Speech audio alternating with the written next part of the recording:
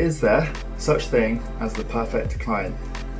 Of course there is, and today I'm going to share with you how you can go about finding yours and some of the things that you need to look out for in order to identify the difficult ones. I've had my fair share of difficult clients and I'm not going to let that happen to you, so stick around.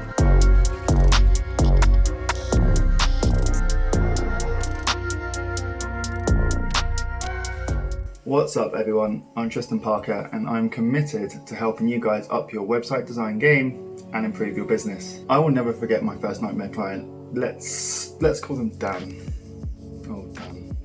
Now, Dan seemed like the ideal client to start with. He gave me an open brief, he said he trusted me and told me to pretty much run with it and do my thing.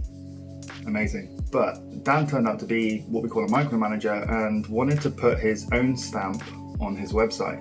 You know, the typical things like, can you make this logo bigger? Can you move this there or move this here? You know, all of the tiny little things that cause amends. So I had some amends and then I had some more and then there was more.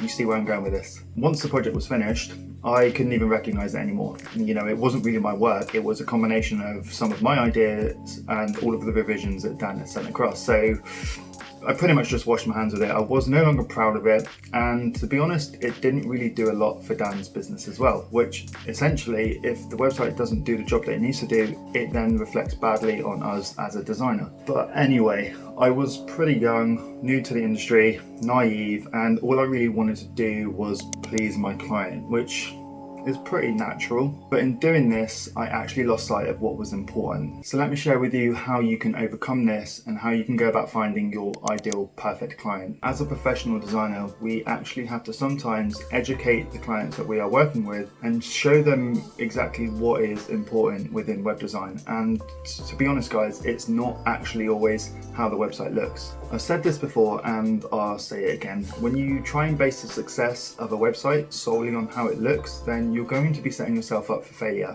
And this is because visual design is incredibly subjective and all of your clients that you work with are going to have very different tastes. But the one thing that does remain consistent is your design principles and the principles that you decide to follow in order to meet the business goals. And it's so important to try and make our clients understand this, because when they say that they want a website, essentially what they want is almost like a byproduct of a website. They want more sales, they want more leads, they want more customers, all of those things, and the website is going to be the tool that enables all of those things. All they really care about is making sure that they're getting the results. So we as designers have to design strategy in order to get those results. Of course, when designing, I do realize that the visual side of things is important. You know, it has to meet the business brand and it has to look visually appealing, because that's what enforces trust. But I also need to make sure that the website is best equipped to meet the needs of the business. So let's say, for example, you have a very nice looking website, but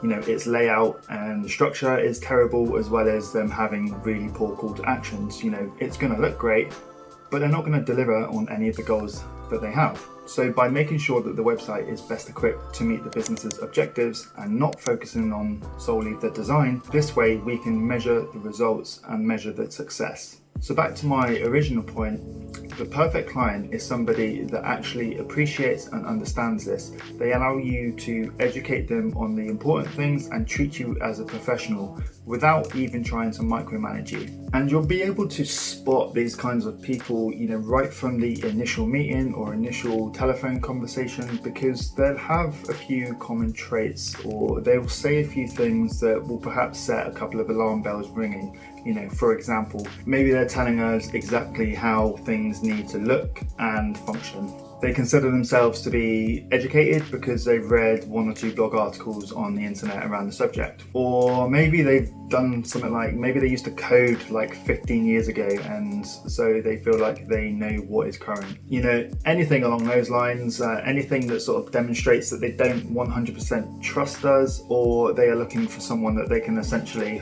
hire a robot and just tell them what exactly that they want them to do. Those are the types of people that you absolutely want to avoid. So yes guys, it is absolutely possible to find your perfect client. So hopefully you all able to take that on board and you found that useful. If you haven't done so already, I really appreciate it if you hit that subscribe button. Give this video a thumbs up if you like it. It really helps other people find my content. And if you have any questions or comments, just pop them down below. If you're interested in learning web design or upping your web design game or even your business, then there are tons of other videos on this channel, so please go and have a look. But for now guys, I will catch you in the next one.